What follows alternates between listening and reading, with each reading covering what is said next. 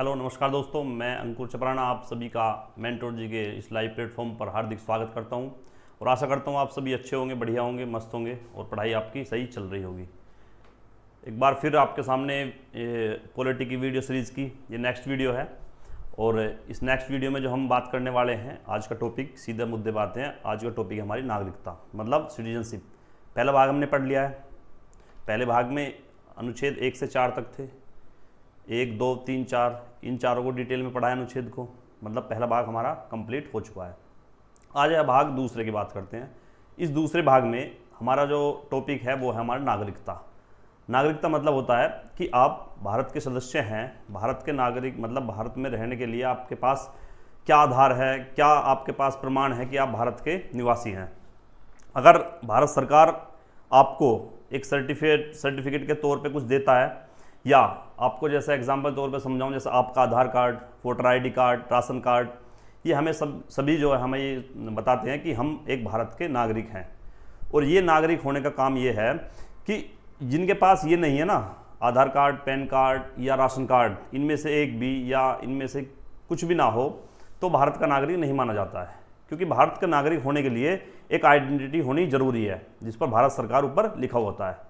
और मैंने पहली वीडियो में मैंने बताया है कि हमारे जो ये देश है भारत, इसमें जो हमारी नागरिकता का प्रावधान है ये कौन से देश से लिया है। पहली बात तो जो हमारे यहाँ नागरिकता है वो एकल नागरिकता है, मतलब सिंगल सिटीजनशिप है। मतलब एक ही नागरिकता है जो भारत के नाम से हमें मिलती है, ये अलग अलग राज्य के नाम से नहीं मिलती। हमें सिर्फ ये कहा जाता है कि हम भारत के मूल निवासी हैं। राज्यों की कोई अपनी अलग नागरिकता नहीं होती, ना वो अलग से सर्टिफिकेट देता है, ना अलग से अपना राशन कार्ड या पैन कार्ड बनाता है। ठीक है, आपने देखा भी होगा, जैसे हमारे राशन कार्ड हैं या आधार कार्ड पर ही लिखा होता है गवर्नमेंट ऑफ इंडिया या भारत सरकार, ये सब चीज़ें, उस पर राज्य सरकार या ये कोई और सरकार नहीं लिखा होता है। तो इसका मतलब क्या है, एकल नागरिकता है। और एकल नागरिकता का प्रावधान कहाँ से लिया है? यूके, इंग्लैंड या ब्रिटेन, कुछ भी बोल लीजिए, बात सेम है। इंग्लैंड से बोल लीजिए, यूके से बोल लीजिए या ब्रिटेन से बोल लीजिए, एकल नागरिकता का प्रावधान वहाँ से लिया है। और बात करूँ दोहरी नागरिकता क्या होती है? दोहरी वही होती है कि एक तो जैसे हमें भारत सरकार ने दिया है, फिर एक ऐसी ही आइडेंटिटी हमें राज्य सरकार दे। जैसे हम यूपी में रह रहे हैं, तो एक तो हम भारत के मूल निवासी हो गए, एक हम यूपी के मूल निवासी हैं, तो यूपी भी अपना एक ऑथराइज्ड SI सर्टिफिकेट इशू करना जारी कर दे, इशू करना जो है स्टार्ट कर दे, और सब नागरिकों को एक एक अपना आइडेंटिटी कार्ड हाथ में थमा दे कि आप यूपी के नागरिक हो। तो उसके होगी हमारी दो नागरिकता होगी, मतलब दो प्रमाण पत्र हमारे पास हो गए हैं। तो एकल नागरिकता और दोहरी नागरिकता में फ़र्क पता है आपको साफ, मैंने कई बार बता रखा है। एकल नागरिकता हमारे देश में कहाँ से लिया है? यूके से लिया है। दोहरी नागरिकता कहाँ है? USA में है। ठीक है, तो हम इसी पे चर्चा करेंगे और इस चर्चा के विषय में आपको थोड़ा सा इसे ध्यानपूर्वक देखना होगा, क्योंकि टॉपिक ये ऐसा मान लीजिए कि काफ़ी ब्रॉड टॉपिक है। ब्रॉड मतलब ये है कि जब हम घुसते हैं ना इसी गहराई में, तो इसमें बहुत गहराई है, और इतनी गहराई है कि कन्फ्यूज़ होने के चांस बहुत ज़्यादा होते हैं। और एक बार और मैं आपको सूचित कर दूं कि भाई एक बार इस वीडियो को, बस इसी वीडियो में मैं बोल रहा हूं कि इस वीडियो कम से कम आप 2 बार देखना, जब जाके आपके कंसेप्ट जो थोड़े क्लियर होंगे। क्योंकि ये टॉपिक ही कुछ ऐसा है। बाकी कोशिश ये रहेगी मेरी कि इस टॉपिक को इसी वीडियो में, और इसी वीडियो से मतलब है कि कम से कम 2 वीडियो तो होंगी, एक वीडियो में पूरा नहीं हो पाएगा। लेकिन जो कंसेप्ट मैं 2 वीडियो में दूंगा वो कहीं ना कहीं आपको कन्फ्यूज़न को दूर कर रहे होंगे। कोशिश मेरी यही रहेगी, एक सिंपल वे में समझाने की कोशिश करूँगा। बाकी इसके अंदर अगर हम जाएंगे तो बहुत ज़्यादा विविधताएँ हैं।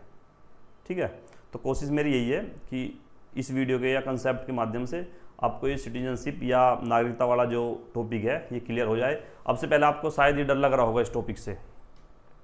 ठीक है, जब हमने पढ़ा था फर्स्ट टाइम तो ये बहुत ज़्यादा कन्फ्यूजिंग था, और हमें लगा यार ये तो बहुत कन्फ्यूजिंग टॉपिक है भाई, इस पर कैसे काम करेंगे। तो कई बार पढ़ने के बाद जब जाके ये टॉपिक हमारा क्लियर हुआ है, तो मेरी कोशिश ये है जैसे मैंने क्लियर किया है ऐसे ही आपको कराने की कोशिश करूँगा।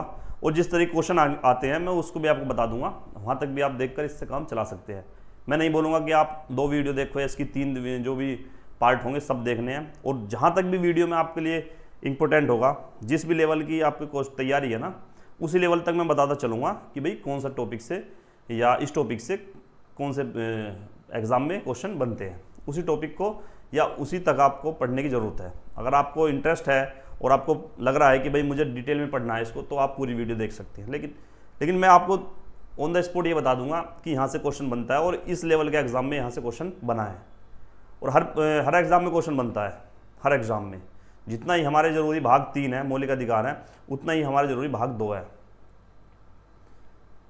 क्योंकि मौलिक अधिकार तो हर कोई बंदा पढ़ ही लेता है, क्योंकि यार ये इंपॉर्टेंट है, और इसको थोड़ा पढ़ने में समस्या होती है। तो मैंने बताया कि पहले जो 4 या 5 भाग है ना भारतीय संविधान के, ये बहुत ज़रूरी हैं, 5 भाग जो हैं। तो पहले 5 भाग में कोशिश यही है कि आपको सही से बता दिया जाए और काम की चीज़ आपको नोट करा दी जाए। तो बात करते हैं हम सिटीजनशिप की, नागरिकता की। तो हमें पता है कि हमारे भाग 2 के अंदर ये वर्णित है कि भाग 2 क्या कहता है हमारा, कि नागरिकता या सिटीजनशिप। अनुच्छेद कौन से हैं? अनुच्छेद है हमारे 5 से 11। अनुच्छेद 5 से 11 हमें ये दर्शाते हैं। प्रत्येक अनुच्छेद हमारा अलग अलग व्याख्या करता है, कि जैसा आर्टिकल 5 क्या बोलता है, 6 क्या बोलता है, 7 क्या बोलता है, ठीक है। तो ये व्याख्या करता है।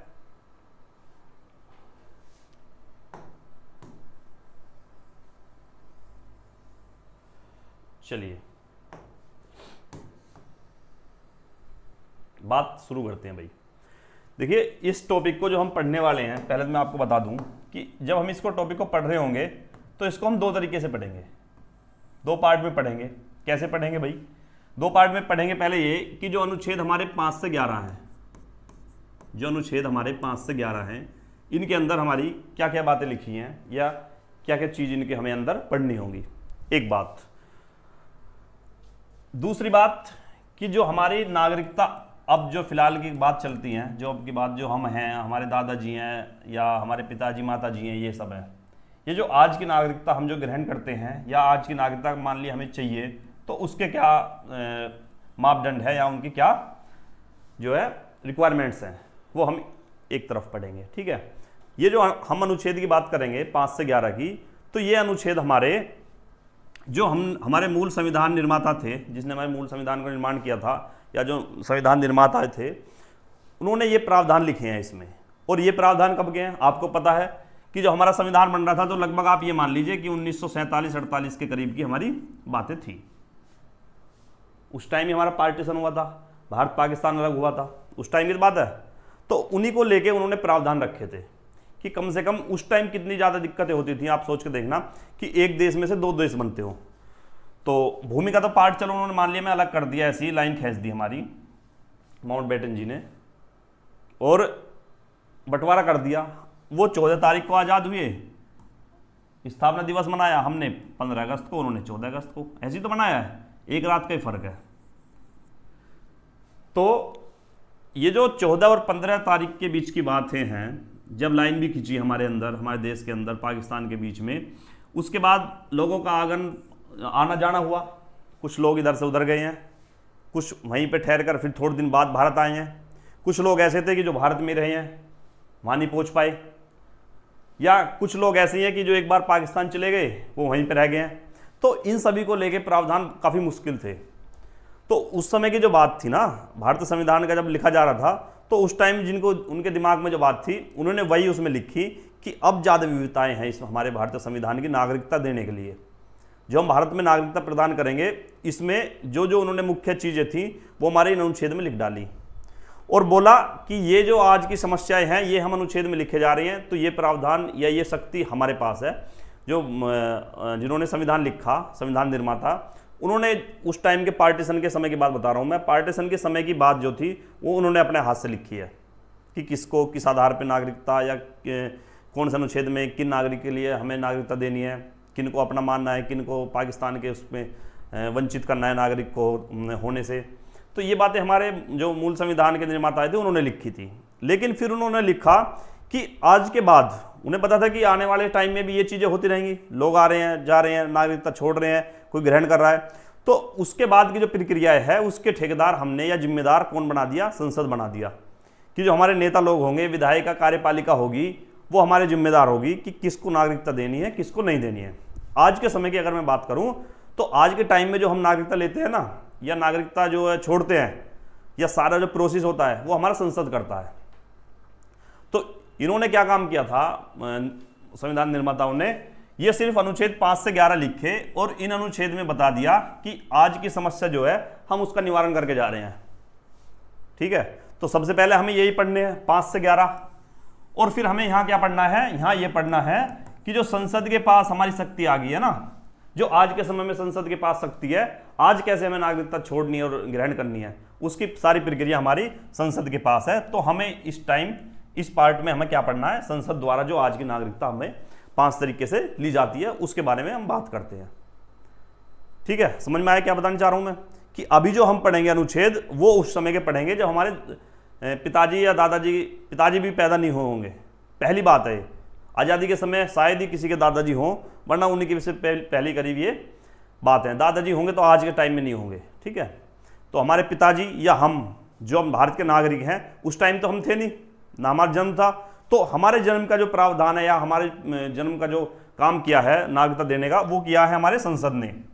और हमारे दादाजी की जो नागरिकता मिली थी या उन्हें कैसे नागरिक बनाया गया, वो हमारा काम था संविधान के निर्माताओं ने, जो हमारे इन अनुच्छेद में ही आ चुके थे। क्योंकि जब उनका जन्म था, इस टाइम जब अनुच्छेद 5 से 11 लिखे जा रहे थे, जब संविधान का निर्माण हो रहा था, तब उनका जन्म था, तब वो जीवित थे इस पृथ्वी पर, इस देश में, तो वो रह रहे थे, तो उनका तो प्रावधान इसमें है। लेकिन हमारे दादाजी का, हमारे बच्चों का, आने वाले भविष्य का जो काम है अब वो संसद के पास है, तो हम अपनी नागरिकता यहाँ पढ़ेंगे। समझ में आया क्या कहने जा रहा हूँ मैं? सीधा सीधा मतलब ये है कि 2 तरीके से हमें नागरिकता पढ़नी है, कि एक तो जो आज़ादी के समय जो लोग थे, जो जीवित लोग थे, या कुछ भारत में थे, कुछ पाकिस्तान में चले गए, या कुछ हमारे देश में ही रह गए, उनके नागरिकता की बात करनी है। और रहे कौन? रहे हम, जो आज के समय में जो लोग हैं, ये आज़ादी के टाइम थोड़ी नहीं थे। तो अब जो नागरिकता का प्रावधान है हम ये पढ़ेंगे यहाँ पर, कि अब अगर हमें छोड़नी हो या ग्रहण करनी हो, अब क्या समस्या है, या अब क्या मापदंड है उनके, या अब कौन सी जो है कैटेगरी में उन्हें बांटा गया है कि नागरिकता हमें कैसे ग्रहण करनी है। सही है, तो हम बढ़ते हैं, एक एक अनुच्छेद को हम सही से पढ़ेंगे भाई, और क्या कौन से अनुच्छेद में लिखा है ये आपको क्लियर करता चलूंगा मैं।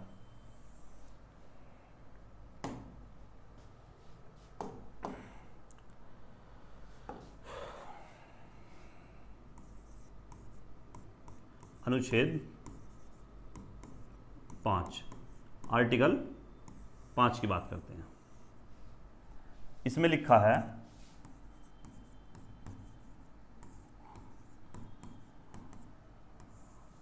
आदिवास द्वारा नागरिकता, या इंग्लिश में बोल लीजिए सिटीजनशिप बाय डोमिसाइल।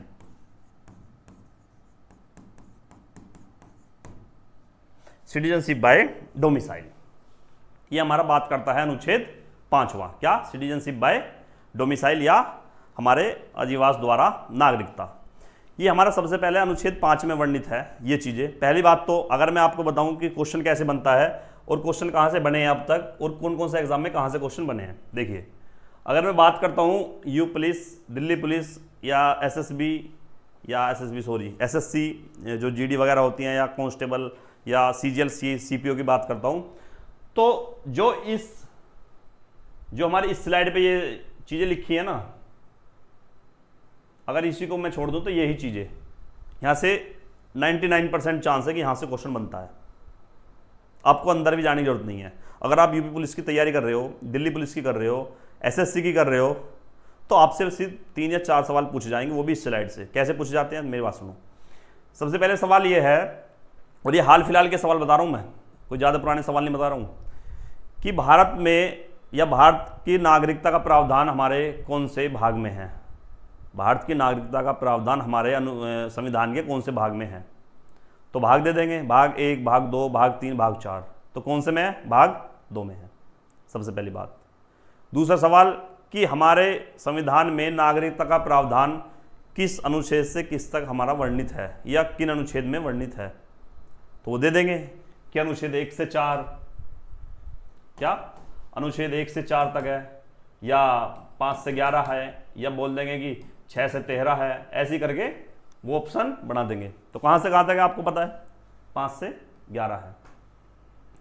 फिर तीसरा सवाल जो बनता है उसमें क्या होता है कि उसमें सुमेलित करने के लिए आता है कि भाग 1 में क्या लिखा है, भाग 2 में क्या है, भाग 3 में क्या है, और भाग 4 और इधर लिख देंगे कि इधर लिख देंगे हमारा संघ राज्य क्षेत्र ऐसे करके, फिर मौलिक अधिकार लिख देंगे कि इनका मिलान करिए। तीसरा सवाल ये है, ये हमारा सब इंस्पेक्टर लेवल तक के सवाल है।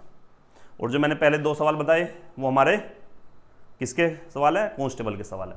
एक सवाल उसमें बहुत इंपॉर्टेंट है जो मैंने आपको शुरू में ही बताया था, वो भी कि हमारा जो नागरिकता में फेरबदल या नागरिकता देने का काम है वो किसका है इस टाइम, गृह मंत्रालय का है, भारत सरकार का है, संसद का है, या हमारा किसी और संस्था का नाम बता देगा उसका है। तो मैंने क्या बताया अभी, जो हमारे यहाँ नागरिकता देने का प्रावधान है वो किसका है या किसके हाथ में है, संसद के हाथ में है। किसके, संसद के हाथ में है। ये सवाल बनते हैं, ये 5-6 सवाल तो यही हो गए। और आप चाहे प्रीवियस ईयर उठा भी लेना, ये सवाल आपको हुए देखने को मिलते हैं, सेम सवाल। ज़्यादा अगर बात करते हैं ज़्यादा डीप की, PCS RO ARO या UPPCS होता है, उसमें सवाल आते हैं वो अनुच्छेद से रिलेटेड आ जाते हैं कि कौन से अनुच्छेद में क्या चीज़ें लिखी हैं, या एक एग्जाम्पल के तौर पर आ जाते हैं कि फला का नाम ये है, जन्म ये है, तो इसको अगर भारत की नागरिकता देनी है तो उसके लिए क्या क्या मापदंड होंगे, या इसको भारत का नागरिक माना जाएगा या नहीं माना जाएगा। इस तरीके से सवाल आते हैं। लेकिन वो सवाल आपके, मैंने बताया आपको, थोड़ा सा लेवल ज़्यादा होता है उसका, ठीक है, इस लेवल पर सवाल नहीं बनते हैं। तो अगर आप इसी लेवल की तैयारी कर रहे हो तो आप वीडियो को आगे कंटिन्यू कर सकते हो। और अगर आप कांस्टेबल या हेड कांस्टेबल इनकी तैयारी कर रहे हो तो आपके लिए वीडियो बस इतनी ही थी, इससे भी आपका काम चल जाएगा, ठीक है। तो बात करते हैं हम अनुच्छेद 5 की, क्या, सिटीजनशिप बाय डोमिसाइल या अधिवास द्वारा नागरिकता। इसमें क्या लिखा है, इसमें लिखा है जब संविधान हमारा लागू हुआ था, कब हुआ था भाई लागू, संविधान हमारा लागू हुआ था भाई 26 जनवरी 1950। 26 जनवरी 1950 को हमारा संविधान लागू हुआ। तो कोई व्यक्ति अगर उस समय भारत में रह रहा हो, कब, जब भारत हमारा आज़ाद हुआ था, कि कोई व्यक्ति अगर उस टाइम भारत में रह रहा हो तो इसके लिए 3 कंडीशन है। अगर तीनों में से एक भी फुलफिल करता है तो भारत का नागरिक माना जाएगा। तीनों में से अगर एक कंडीशन को फुलफिल करेगा तो भारत का नागरिक माना जाएगा। क्या क्या कंडीशन है उसमें भाई, उसमें पहली कंडीशन लिखो, कंडीशन 1,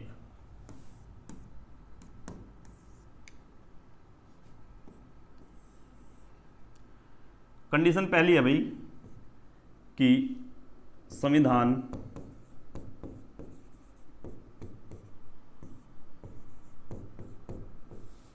लागू होने के समय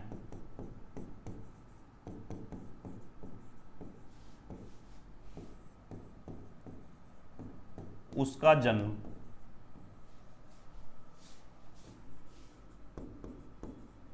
भारत में ही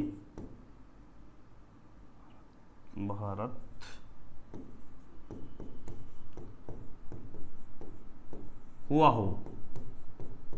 क्या कंडीशन है पहली, कि जब भारत आज़ाद हुआ था या संविधान लागू हुआ था, उसका जन्म भारत में ही हुआ हो जब संविधान हमारा लागू हुआ था। मान लिया अगर 26 जनवरी 1950 को हमारा संविधान लागू हुआ था तो उसका 25 जनवरी या 26 जनवरी तक अगर भारत में जन्म हुआ है तो भारत का नागरिक वो माना जाएगा। या तो एक कंडीशन ये है, या अगर उसका भी जन्म नहीं हुआ, दूसरी कंडीशन क्या है भाई, दूसरी कंडीशन ये है उसकी, किसकी बात कर रहा हूं मैं, जिसको हमें नागरिकता देनी है, उस प्रत्येक व्यक्ति या बच्चे की बात कर रहा हूं मैं, या तो उसका जन्म ही जब हुआ हो जब संविधान लागू हुआ था, या उसके माता या पिता में से किसी एक का जन्म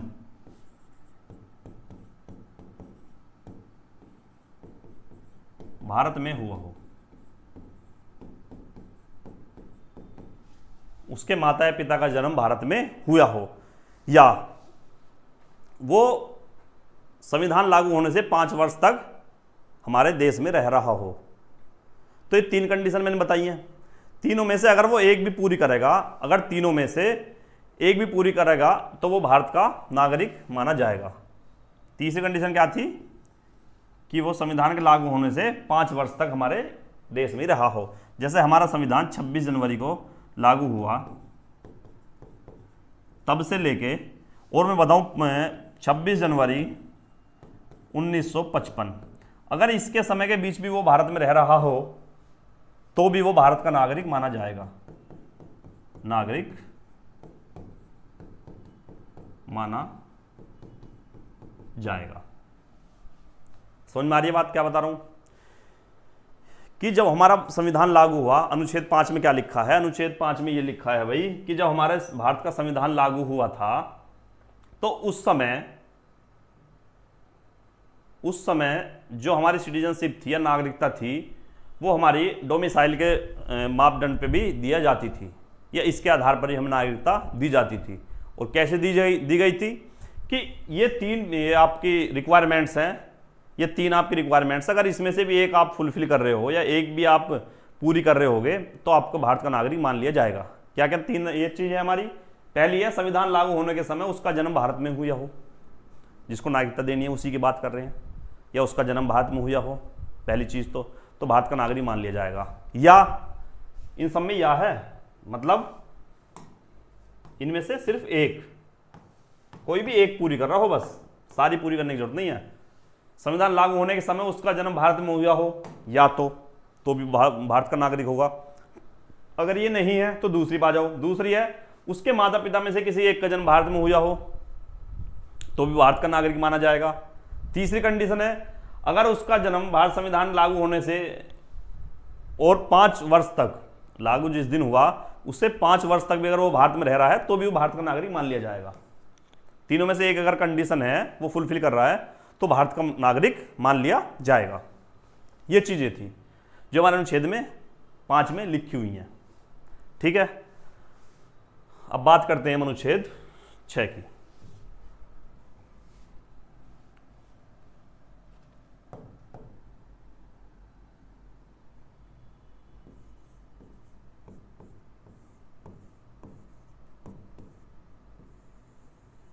अनुच्छेद 6,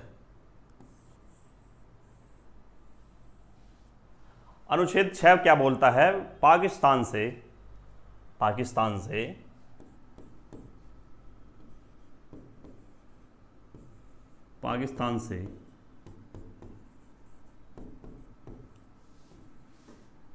भारत आए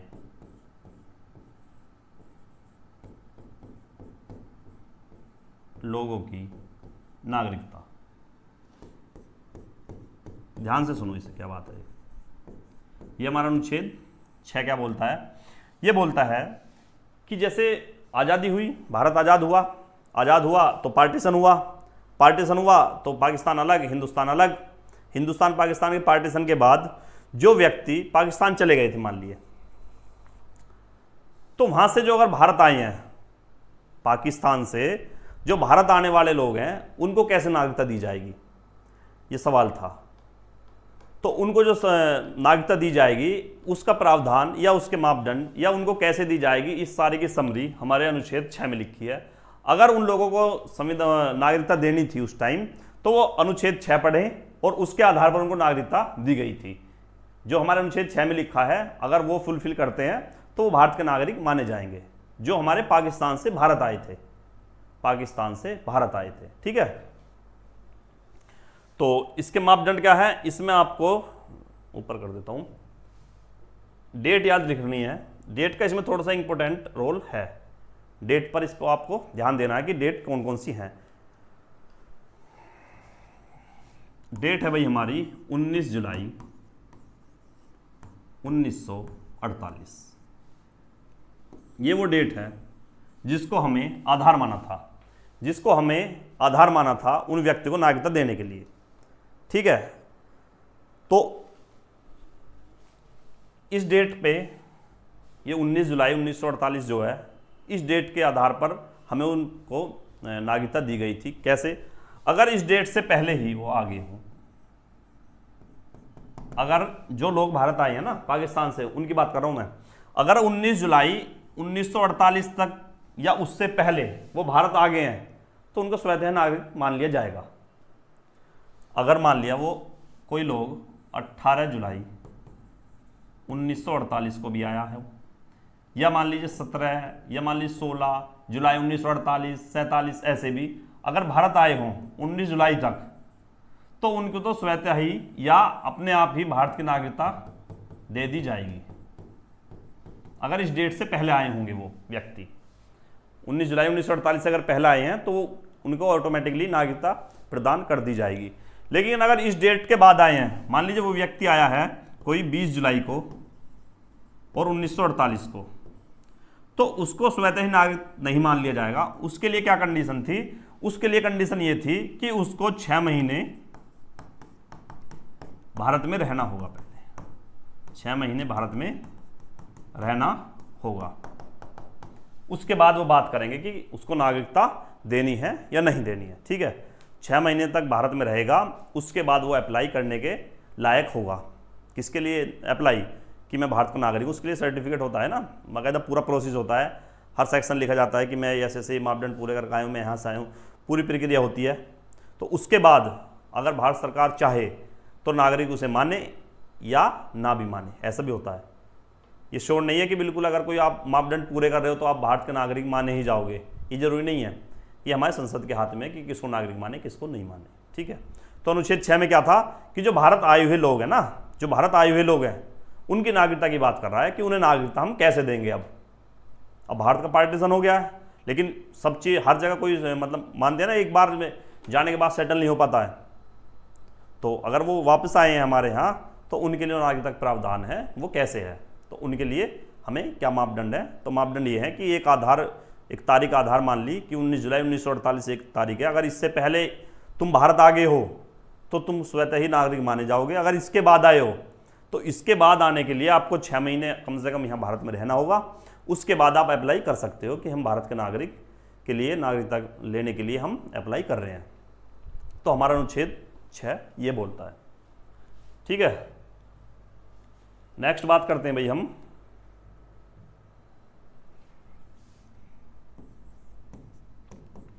कौन सा अनुच्छेद आया है? अनुच्छेद 7। अनुच्छेद 7 बात करता है भारत से जाने वाले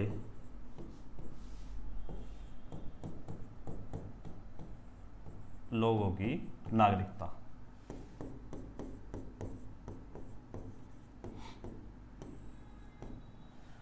अनुच्छेद क्या था? जो भारत में लोग आए हैं। और अनुच्छेद 7 क्या बोलता है कि भारत से जाने वाले लोगों के लिए। अब आपके दिमाग में एक डाउट बन रहा होगा कि सर भारत से जब आदमी जा रहा है या कोई लोग जा रहे हैं तो उन्हें नागरिकता क्या जरूरत है? वो तो नागरिकता क्या जरूरत है भाई उन्हें, जब बाहर से लोग चले गए तो नागरिकता खत्म कर दीजिए। तो दरअसल ये बात ये नहीं है जो लिखी हुई है। ये बात ये है कि भारत से, ये बात मैं बताता हूँ आपको, अनुच्छेद 6 में और 7 में क्या डिफरेंस है। 6 ये बोलता है कि जब आज़ाद हो गया, मान लिया भारत आज़ाद भारत हो गया, ये भारत है और ये पाकिस्तान है। मान लिया ये कुछ लोग इधर रह गए, मान लिया 50 लोग, और मान लिया 40 लोग इधर चले गए, पार्टीशन हो गया। 1947 की बात है भाई, 1947 में पार्टीशन हो गया, वहाँ चले गए। अब जो अनुच्छेद 5 जो 6 कहता है, वो कहता है कि ये यहाँ से जो लोग आए हैं 1947 के बाद, जो भारत में आए हैं, उनका वर्णन किसमें? अनुच्छेद 6 में है। 7 क्या बोलता है? 7 बोलता है, इसमें लिखा सिर्फ ये भारत से जाने वाले लोगों की नागरिकता, लेकिन इसका मतलब ये है कि 47 के बाद जो लोग यहां से गए हैं और कुछ दिन यहां रुके हैं, हवा में चले जाते हैं लोग, ये नहीं भारत में कुछ नहीं रखा, पाकिस्तान मजे हैं भाई, ऐसे हैं, वहाँ मामला है, बड़ा मामला है, और ये है वो है, मजे लेंगे। आज भी कुछ लोग ऐसे हैं कि पाकिस्तान के नारे लगाते हैं, लेकिन उनसे बोले कि जाओ हालात देखो जाओ पाकिस्तान की, तो फिर वो यहीं बैठ जाते हैं। तो उन्हें भी कुछ ऐसा लगा कि भारत में तो बेकार है, मामला कुछ है ही नहीं, जनसंख्या ज़्यादा है, वहाँ पर नई नई ज़मीन है, प्लॉट होंगे, बड़े बड़े मकान होंगे, कोठी होंगे, बंगले होंगे, नया देश बनाए भाई, नई नई की तो बात ये अलग है, वही वाली कहावत है, लेकिन यहाँ बोलने लायक नहीं है ये मंच कि नई नई वो पुकारती है, समझ जाओगे अगर मैं। तो इसका मतलब यही है कि नया नया देश बना, छोड़ो भारत को यार, यहाँ तो बहुत कत्लेआम होते हैं, तुम पाकिस्तान पहुँच जाओ। पाकिस्तान गए, 1-2 साल रहे, पता लग गया कोई मायने कोई बाप, कैसे पता लग गया ना उनको एकदम। तो वो आए भैया यहाँ से, पाकिस्तान तो गए लेकिन फिर वापस आए हैं। तो ये उनकी नागरिकता की बात कर रहा है कि पहले आज़ादी के समय तो भारत में रुक गए, ये क्या थे, ये आज़ादी के समय ही चले गए। तो पहले तो ये भारत में ही थे आज़ादी के समय, उसके बाद पाकिस्तान गए हैं, फिर वापस ये जो है भारत आए हैं। तो ये अनुच्छेद 7 क्या है, इनकी बात करता है। अनुच्छेद 7 किसकी बात करता है कि आज़ादी के समय तो भारत में ही थे, उसके बाद कुछ दिन बाद ये पाकिस्तान चले गए हैं, वहाँ की नागरिकता ग्रहण कर ली होगी। जब वहाँ पे इनके कोड़े बजे और लाल कर दिए, ये फिर यहाँ भारत आए हैं। तो जब ये भारत आए हैं फिर उन्होंने नागरिकता मांगी होगी, तो उस नागरिकता की बात हमारे अनुच्छेद 7 में है। आई समझ में क्या बात कर रहा हूँ मैं? इससे ज़्यादा तो यार समझाने की कोशिश मैं कर भी नहीं सकता, ना हो जाएगी मेरे से यार। जितना तो मैं समझा रहा हूँ, इससे ज़्यादा या इतने ईजी वे से, इतने देसी तरीके से कोई समझा नहीं सकता, इस चीज़ की गारंटी है भाई। तो किन लोगों की बात करते हैं हम कि जो भारत से पाकिस्तान गए लेकिन फिर वो कहाँ पे आए, फिर वो हमारे भारत में आए। तो इनका प्रावधान भी वही है कि इनके लिए भी डेट निर्धारित कर दी, क्या, वही डेट जो अनुच्छेद 6 में थी। अगर उससे पहले आए हो तो स्वतः ही आप नागरिक माने जाओगे, अगर उसके बाद आए हो तो फिर भारत में रहो 6 महीने के लिए, और 6 महीने बाद फिर दोबारा आप अप्लाई करो। तो मैं यहां लिख देता हूं बस, सेम एज अनुच्छेद 6, जैसा अनुच्छेद 6 में बात की है वही फिर मापदंड इसके अनुच्छेद 7 के लिए है।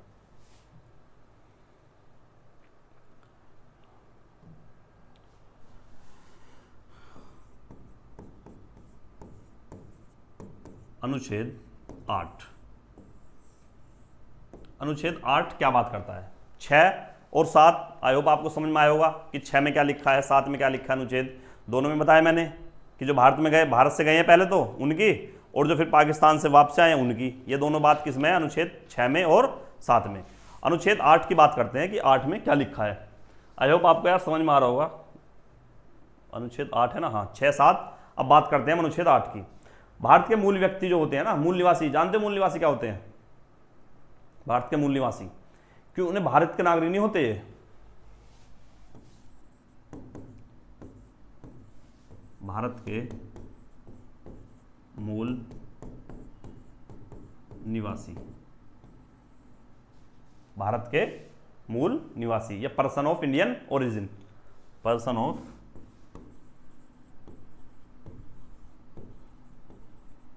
इंडियन ओरिजिन, PIOs भी बोलते हैं इनको, पर्सन ऑफ इंडियन ओरिजिन। ये उनके बारे में बात करता है कि उनको नागरिकता कैसे दी जाएगी। सबसे पहली बात भाई एक आपको ये याद रखना है कि हमारे भारत के नागरिक नहीं होते हैं, भारत के नागरिक नहीं होते, ये हमारे भारत के नागरिक नहीं होते। सबसे पहली बात तो ये, एक क्वेश्चन यहां से भी आता है कि हमारे जो भारत के ये जो होते हैं मूल निवासी जो होते हैं, इनको आप भारत के नागरिक मानते हैं, या भारत सरकार इनको भारत का नागरिक मानती है, इनको मौलिक अधिकार दिए हुए हैं जो हमारे भारतीय नागरिक को दिए हुए हैं। ऐसे करके स्टेटमेंट, कथन निष्कर्ष के रूप में हमारे ये क्वेश्चन बनते हैं इससे, लेकिन ये हमारे कांस्टेबल लेवल या सब इंस्पेक्टर लेवल तक भी नहीं बनते हैं, ये इससे ऊपर की बात है जो मैं बता रहा हूँ आपको। तो ये पहली बात, तो हमारे भारत के नागरिक नहीं होते, एक बात तो ये। दूसरी बात क्या है कि इनके जन्म ना तो भारत में हुआ, जब जन्म नहीं हुआ तो फिर इन्हें कैसे मूल निवासी हम क्यों बोल रहे हैं? मूल निवासी इसलिए बोल रहे हैं कि इनके दादा दादी, या तो इनके दादा हों, दादी जी हों, या इनके नाना नानी हों, नाना नानी, इनमें जन्म इनके जो पूर्वज थे उनका जन्म भारत में जरूर हुआ है, तो इन्हें भारत के मूल निवासी इसलिए बोला जाता है। जैसे आपको आज का जो एग्जाम्पल दूं मैं, ऋषि सुनक जो है, जो बेटे इनके PM हैं, वो क्या है, मूल निवासी बोलते हैं उनको, कि भारत के मूल निवासी हैं। उनका जन्म भारत में नहीं हुआ, ना किसी हमारे यहाँ किसी दाई वाई ने उनका जन्म किया है, ना किसी हॉस्पिटल में हुआ है भारत के, ना कहीं मेरठ हापुड़ के किसी हॉस्पिटल में उनका जन्म हुआ है, ना यहाँ उनका कुआ वगैरह पूजन, कुछ नहीं हुआ, उनका जन्म बाहर हुआ है। लेकिन उन्हें फिर भी भारत का मूल निवासी क्यों बोला जाता है? कि भाई उनके किसी दादा दादी का या नाना नानी का जन्म भारत में हुआ होगा, इस वजह से उन्हें हम भारत का मूल निवासी बोलते हैं। ऐसे कितने लोग हैं, अब कितने ऐसे लोग हैं जो हमारे सुंदर पिचाई जी हैं, इंडियन ओरिजिन के बोलते हैं, ठीक है। बहुत बहुत लोग ऐसे हैं जो आजकल जैसे विदेशों में साइंटिस्ट हैं, नासा में हैं कि वे भारत के मूल निवासी हैं, बड़ी बड़ी कंपनी के सीईओ हैं कि भारत के मूल निवासी हैं। मतलब उनका जन्म भारत में नहीं हुआ है, उनका मतलब उनका लेना देना भारत से नहीं है, लेकिन उनके पूर्वजों का लेना देना था और वो इस चीज़ को स्वीकार करते हैं, उस चीज़ को स्वीकार भी करते हैं। ठीक है, पहली बात तो ये बताया कि ये भारत के नागरिक नहीं हैं, इनके माँ बाप वगैरह जो हैं हमारे भारत के नागरिक होंगे। ठीक है, तो अगर इनकी बात करें कि भाई अब इनको मान लिया अगर ऋषि सुनक जी को भारत की या सुंदर पिचाई को भारत की नागरिकता लेनी है तो वे क्या करेंगे? तो भाई जिस देश में वो रह रहे हैं, हर देश में हर देश का दूतावास होता है, एम्बेसी होती है ना। जैसे भारत में भी अगर आप नई दिल्ली जाओगे तो वहाँ लाइन पे हैं ऐसे, ये इसकी एम्बेसी है, इस देश की एम्बेसी है, उस देश की, जापान, यूके, यूएसए, जर्मनी, सबकी जो है एम्बेसी होती है। उसका मतलब ये होता है कि उस एम्बेसी में अगर वहाँ के लोग यहाँ रह रहे हों भारत में, जैसे मैं बात कर दूँ हमारे यूएसए की, यूएसए में भारत की एम्बेसी है, भारत की एम्बेसी है ये, तो कितने लोग हैं, कितने हजारों लाखों लोग हैं जो भारत के वहाँ रह रहे हैं। तो उनसे रिलेटेड जो भी काम है ना भारत के लोगों के, तो वो यहाँ जाके करते हैं भारत की एम्बेसी में। ठीक है, तो ऐसी उनके लिए प्रावधान है। मान लिया मैं ऋषि का एग्जाम्पल लेता हूँ या सुंदर पिचाई का एग्जाम्पल लेता हूँ, मान लिया वो यूएसए में रह रहे हो या ब्रिटेन में है वो इस टाइम पीएम, तो वहाँ क्या है कि अगर उन्हें भारत की नागरिकता लेनी है ना, तो वो क्या काम करेंगे, यहाँ अपने एम्बेसी में जाएंगे, जो भारत की एम्बेसी होगी वहाँ, ये भारत की एम्बेसी है, दूतावास है भारत का, और वहाँ जाके वो रजिस्ट्रेशन करा देंगे कि सर मुझे ऐसे ऐसे फॉर्म देंगे, वो फॉर्म का नंबर होता है कि सर मुझे ऐसे ऐसे भारत की नागरिकता लेनी है, तो बोलेंगे फॉर्म नंबर ये है, इसको आप फिल करें और अप्लाई करें। ये बात की बात, आपको नागरिक मान लेंगे, एक्सेप्ट करेंगे, फॉर्म को नहीं करेंगे, ये बात की बातें हैं, लेकिन आप ऐसे अप्लाई कर सकते हो। तो इनका जो अप्लाई करने का प्रोसेस है तो मैंने बता दिया, वो है अनुच्छेद 8 में है। ठीक है, अनुच्छेद 8 में।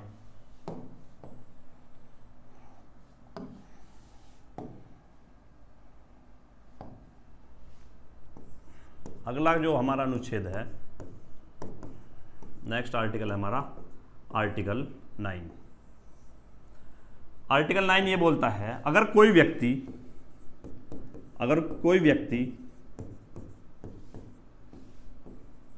किसी दूसरे देश की नागरिकता ग्रहण करता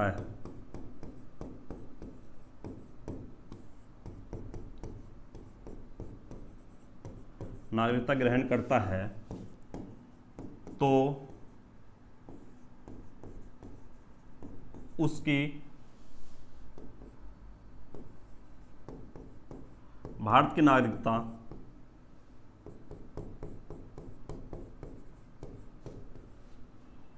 स्वतः ही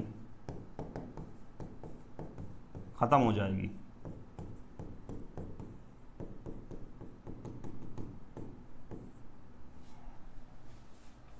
मतलब अगर मैं भारत का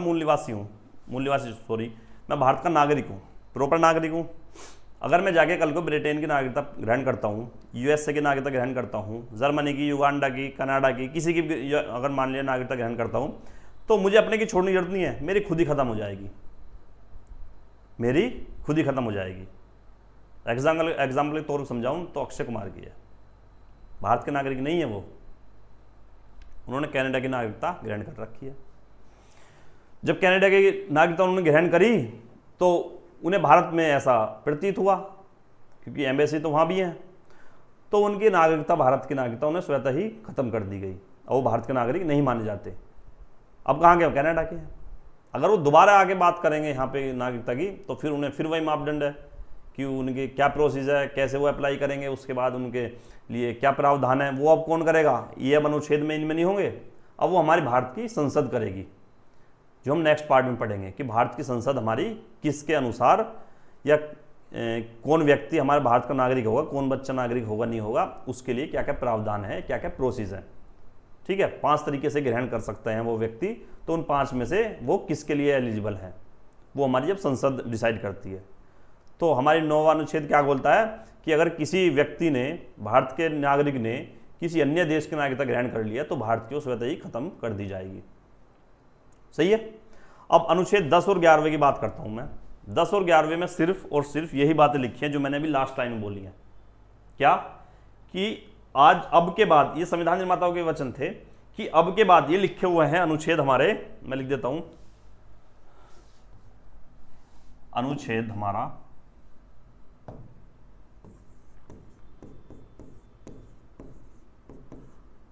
10 और 11 एक साथ बता रहा हूं मैं इनको। इसमें यह लिखा है कि भारत की संसद एक नियम बनाए, एक एक्ट बनाए और इसकी सारी शक्ति भारतीय संविधान में लिखित है अनुच्छेद 10वें और 11वें में कि अब जो नागरिकता का प्रावधान है या नागरिकता देने का काम है वो हमारी भारत की संसद करती है और इस शक्ति को हम संसद को सौंपते हैं, संसद के लिए ट्रांसफर करते हैं। जो शक्ति पहले भारतीय संविधान के निर्माताओं में थी या उनके हाथ में थी नागरिकता देने की, अब अनुच्छेद 10 और 11 में बोल दिया कि अब ये शक्ति हमारी भारत के संसद के पास है और अब के बाद जो संसद है इस पर कानून बनाएगी या कौन व्यक्ति इसके लिए एलिजिबल है, कौन व्यक्ति इसके लिए मापदंड इसकी पूरी करेगा, उसके सारी प्रोसेस, सारी जांच पड़ताल, सारा काम जो है वो हमारी भारत की संसद करेगी। आज से शक्ति हमारी भारत की संसद की है। आज से शक्ति हमारी भारत की संसद की है। समझ में आ रहे हो? ये हमारे अनुच्छेद में वर्णित है।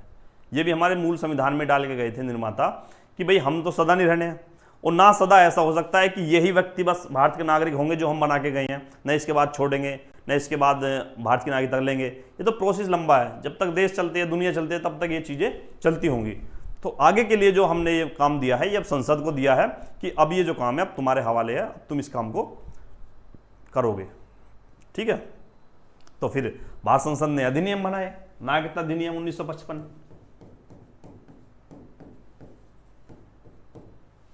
नागरिकता अधिनियम 1955, नागरिकता अधिनियम 1955, सिटीजनशिप एक्ट 1955। अब इसके आधार पर जो इस चीज इसमें लिखी है हमारे एक्ट में या बोल लीजिए इसमें अधिनियम में, उसके ही आधार पर अब हमारी अब संसद किसी को नागरिकता देने का काम करती है। या उससे कैसे नागरिकता छीनी जाती है ना, उससे कैसे नागरिकता छीनी जाती है उसका प्रावधान हमारे इस अधिनियम में है। या उसको कैसे नागरिकता देनी है तो हमारा भी अब प्रावधान इसमें है। जैसे प्रियंका चोपड़ा है, प्रियंका चोपड़ा अब क्या करेगी, जैसे उसका बच्चा है उसको कैसे नागरिकता भारत की दिलानी है तो वो काम भी अब करेगी। या हमें अपने बच्चों को नागरिकता कैसे छोड़नी है, या और कोई हमारे रिश्तेदार जो कई पीढ़ी से बाहर रह रहा है उसको हमें कैसे हम नागरिकता दिलवानी है, उसके बच्चों को कैसे भारत का नागरिक बनाना है। तो अब ये हमारे अनुच्छेद के काम नहीं है, अब ये हमारा नागरिकता अधिनियम 1955 में है जो हमारी संसद ने बनाया था। अब इसके आधार पर हम नागरिकता देने का काम करते हैं। तो नागरिकता हम दो तरह से पढ़ी है, फिर बता रहा हूं मैं। एक तरह से हमने अनुच्छेद के अनुसार पढ़ी है, वो हमारी पार्टीशन के टाइम की जो मापदंड थे या हमारा जो प्रोसेस था वो पढ़ लिया है। अब जो इसके बाद की जो आज का जो समय है हमारे माता पिता का या हमारा जो समय चल रहा है, अब की जो नागरिकता की बात करते हैं हम अब इस अधिनियम के आधार पर करते हैं। इस अधिनियम को पढ़ेंगे, इसमें क्या क्या चीज़ें लिखी हैं वो पढ़ेंगे, किसको कैसे नागरिकता देनी है छोड़नी है वो पढ़ेंगे, किसमें, भारत इसके नागरिकता अधिनियम 1955 में। ठीक है। इस वीडियो में इतना ही है। एक दो बार अगर आपको देखने देख लो, वरना ये मैंने जो अभी बताया है सारी चीज़ें सिर्फ आपको अनुच्छेद से डायरेक्ट थी, बस ये लिखना है कि सबसे पहले अनुच्छेद कौन से कौन तक क्या चीज़ लिखी है और जहाँ से सवाल बनता है मैंने आपको वो बता दिया है कि कौन से सवाल सबसे ज़्यादा बनने के कहाँ से चांसेस होते हैं और कौन से लेवल के सवाल किस पेपर में आते हैं। ये सब चीज़ें देखो। अनुच्छेद 5 सिटीजनशिप बाय डोमिसाइल, उसके लिए 3 मापदंड है, उसमें से एक अगर पूरी कर लेगा तो भारत का नागरिक माना जाएगा। ये तीनों चीज़ें हैं, तीनों लिखी हैं।